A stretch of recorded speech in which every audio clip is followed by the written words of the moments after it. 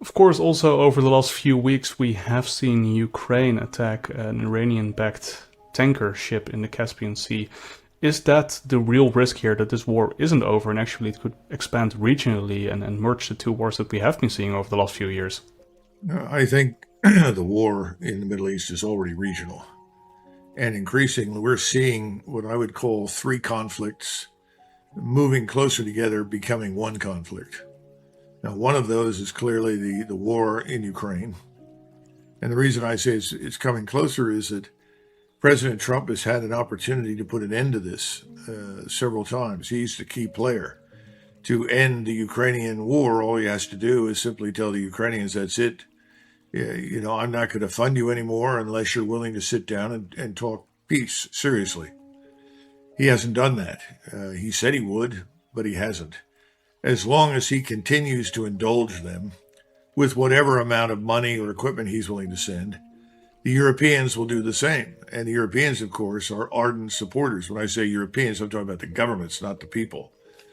Because I don't see much evidence that anybody in Germany or the Netherlands or Scandinavia or anybody else wants to suit up and march east into war with Russia in Ukraine. So that's one war. The second war, of course, is what's happening in the Gulf. And this is now increasingly a regional exercise. Now, why would I say that? Well, we just had a meeting within the last few days that I think is very telling. You had not just the Houthi rebels in Yemen threatening a blockade of Saudi Arabia in the Red Sea, something which I think is likely to happen, and the United States trying to back out of Iraq and Syria, where all of the various U.S. bases were, and our so-called Kurdish allies are located. You also have something else, and that is you just had a meeting in Jordan. It was effectively the Arab League Plus. So you had representatives from Saudi Arabia, the UAE, Turkey, Pakistan, Indonesia, Malaysia, all of them arguing for a unified diplomatic response. And their principal concern was obviously, please don't bomb anymore as far as Iran is concerned, but they're very concerned about what's going on in East Jerusalem, the Muslim holy sites, and the very aggressive position that the Israelis are taking. So I think what we're seeing now is this war is transforming into something much larger. I think the Islamic states are coalescing into an alliance of some kind, and that alliance is clearly on the side of Iran. So you have Russia and Iran, who are de facto allies, along with all of these Islamic states, all lining up now against Israel and the United States. Then there's a third conflict that we don't talk about, but it is a conflict.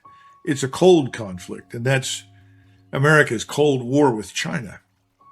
And Americans, particularly in our government, don't understand the enormous influence and power that China has over what happens in the Persian Gulf. If they did, I think we would be talking directly to Mr. or President Xi, who would be in a position to help broker an end to this. But I don't think we want it to end, and so we're not talking to him. But more important, I don't think we understand how supply chains have now restructured and reorganized and reoriented away from where they were a few years ago. And there's this supposition in the American markets, I think in Europe to some extent, that if you can just end this war, everything goes back to the way it was. That's not going to happen. I think everyone who can reduce its dependency on oil, natural gas, and so forth, as well as its derivative products, is going to try and go that way. But I think at the same time, supply chains, supply structures always orient away from conflict zones. And that's going to hurt us as well as the rest of the world. And in the meantime, we still are playing this war against everyone and anyone we don't like with tariffs. I think that's been a disaster. That's caused supply chain changes that are not good for us. I think it's made things harder for us here at home. And I think on the whole, overseas, China, Russia, India, Iran, most other countries that have had to deal with any of our tariffs have all found ways around them. It's very similar to sanctions. We keep sanctioning people. Doesn't make any difference. People have gotten around the sanctions, or they've simply moved on to a different business model in different places to avoid them. So those are the three conflicts. And the real concern that we should all have is that the third conflict with China does not become a hot conflict or a hot war. I don't think it's something that anybody wants, but unfortunately, I think the danger is real because the Israelis, once again, are doing stupid things. They are advertising their willingness to support Taiwan against China. We continue to pay lip service to it. We continue to send equipment and weapons and so forth to Taiwan. And you wonder just how long before we try to interrupt trade through the South China Sea, which, of course, is the preeminent concern the Chinese have with the Straits of Malacca and the South China Sea. So anyhow, I think the world is on a very dangerous path, and I don't see it ending abruptly because I don't see us willing to accept Iran's control, effective control of the Persian Gulf. I don't see us ending this conflict because we have no influence whatsoever over Iran's nuclear program. And then finally, I don't see any evidence that we're going to stop because I don't think the Israelis and their agents here in the United States, the mega billionaires who are Zionists, will allow Donald Trump to simply disengage. Although disengage is what he should be interested in doing, but I don't see that happening. So all three conflicts continue, and the question is, as they grow closer together and we see this unambiguous alliance of Russia, China, and Iran at the center of it, we look at the backdrop of BRICS, we look at the problems of de-dollarization, and the whole issue of how are we going to value our currency in the future, our fiat currency, what's it going to look like, are we going to have it? All of these things are wrapped up together. And it would take another major attack, I think, to trip the switch or cause the switch to trip and bring on a much larger and more dangerous conflagration. And I'd finish up by saying one more thing, Stein. A few weeks ago, we listened to President Trump say what most of us thought was eminently intelligent and thoughtful on his part. He was in Versailles. And this is when the 14 points were suddenly agreed to, which shocked everybody. But Donald Trump said, look, I don't want to be Herbert Hoover and send the world into a global depression. And we all sort of looked around and said, thank God, the man has wakened up. Well, we were wrong because the 14 points were categorically rejected and he went back to attacking Iran. And there's still no evidence that he won't in the future, despite, people's hopes and wishful thinking. Anyway. My follow-up question would have been if you thought there was a logical endpoint to this war, but it sounds like you, for the most part, have answered that, except, of course, the ambiguity of war is inherently unpredictable. So perhaps then let me transition towards the importance and strategic implications of the Houthis potentially will have threatened, of course, a blockade of Saudi Arabian oil out of the Strait of Al-Mandab. What are those implications for the world economy? Well, let's look at near term and long term. Near term, if there is no end to this conflict, the Houthis press ahead with their plans. Saudi Arabia, as we've known it, will go out of existence. They simply won't be able to export any oil or natural gas products. I think the Gulf Cooperation Council, the Emirates, all of those are at risk of dying on the vine, so to say.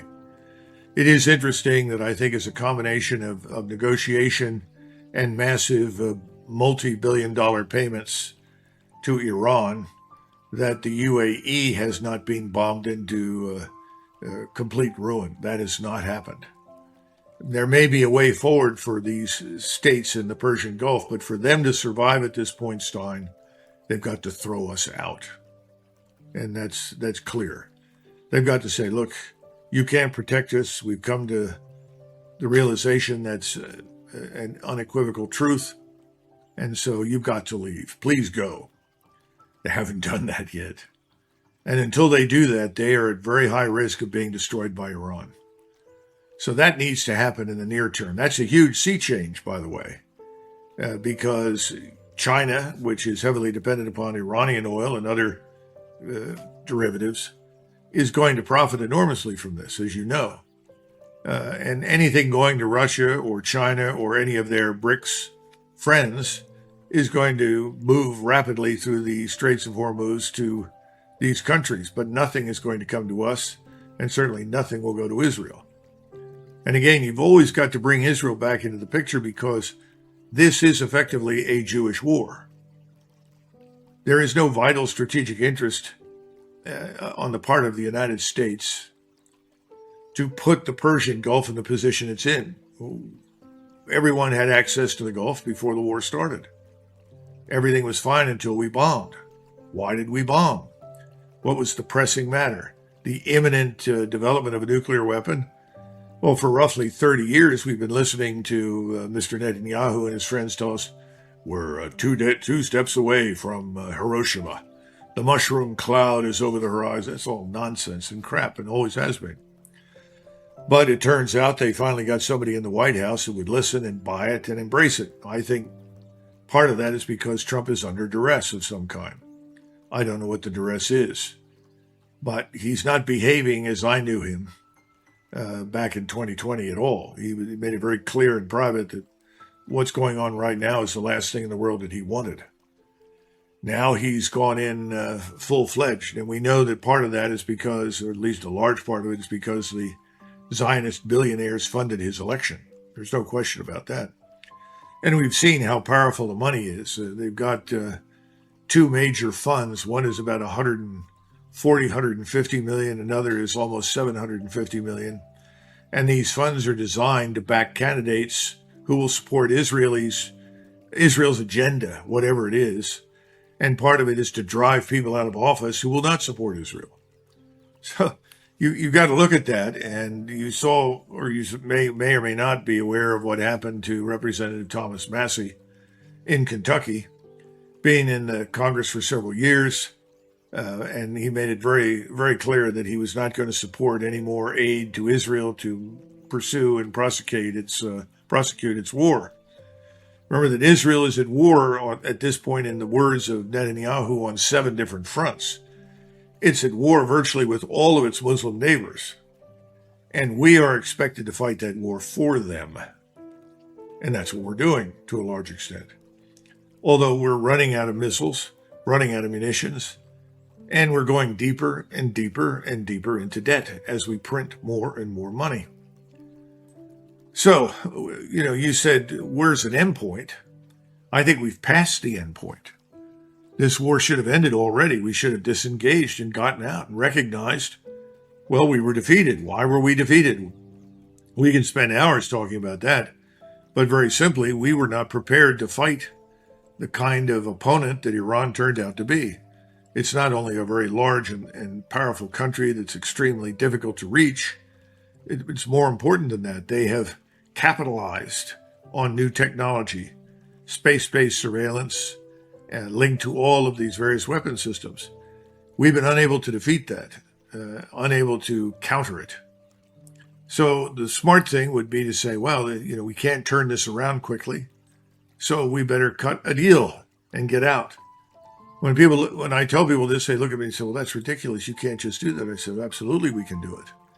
It was done repeatedly between 1795 and 1815 by the British Empire, by the Austrians, Prussians, and Russians vis-a-vis Napoleon. We did not, or these countries in Europe did not fight Napoleon nonstop for 20 years. They periodically reached agreements. They had peace, and suddenly the peace was interrupted, and you would go back to conflict. You'd reach another agreement, and that would last for some period of time, and you'd go back to conflict. We have treated that as unacceptable. We need to rethink that, because right now they hold the strategic initiative. We can't change that. And if we tried to with nuclear weapons, we would find ourselves almost certainly at war with all the countries I mentioned. And we would find that alliance, that Russian, Iranian, and Chinese alliance, an unbeatable combination. So why would you want to do that? It doesn't make any sense. But there was never any strategy beforehand. It was, yes, I'm Donald Trump, and I'm doing this for Israel and my friends. All right? Some of it has worked well. Shorting oil periodically in connection with his various pronouncements has undoubtedly made him and his relatives and friends very rich. The rest of the country hasn't profited, nor is it likely to. But the point is that we're now at past the point of no return, in the sense that how do we go back and just get out? I think we need to. We need to disengage. Remember, the other example that I think I've mentioned on your program previously was the Dardanelles in 1915, when the British, led an attempt to capture the Straits of the Dardanelles, the Bosporus, if you will, from the Turks. They initially put in 50,000 troops. By the time they finally withdrew 9 months later without success, they pulled out 500,000. And the Turks remained in charge. Well, Stein, the Turks are in charge today. And they just raised fees. And we pay them. So my point is that the Turks live in the Bosporus. That's part of the Turkish state. Well, the Persian Gulf is called the Persian Gulf. Most of the coastline is Persian. So I think that's an inevitable outcome, but you're dealing with Israel and Netanyahu and his billionaire friends who are pressuring the hell out of us to stop that and to essentially destroy Iran. We've certainly given it quite a try. Now, if you listen to Trump, he said that this next round would be the greatest air and missile assault since World War II. Well, what could that possibly mean, Stein?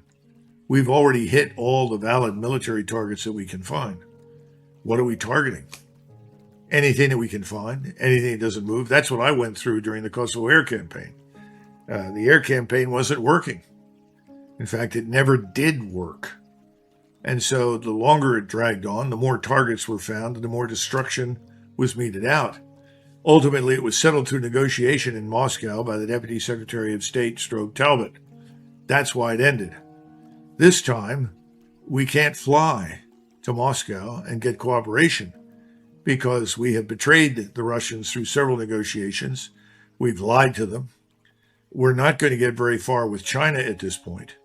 And if we do come to some sort of arrangement with the Chinese, we had better not lie about it. We'd better uphold it. But I think that may be a bridge too far for Donald Trump. So there is no, what do we call an off-ramp at this stage. What we have is a temporary halt. And I think we're going to wake up at some point, maybe this week or next week, I don't know. And we're going to find out that it has begun again. And if you'll note, in the past, he's tried to start things at the beginning of the weekend and have it over by Monday before the markets opened. And he sort of played this yo-yo with the market. But to do that, to convince people that things were getting better, things were ending, a deal was imminent, he had to have the cooperation of two very important groups of people in the United States, the people that run the media and Wall Street. It just so happens that most of them are Zionists.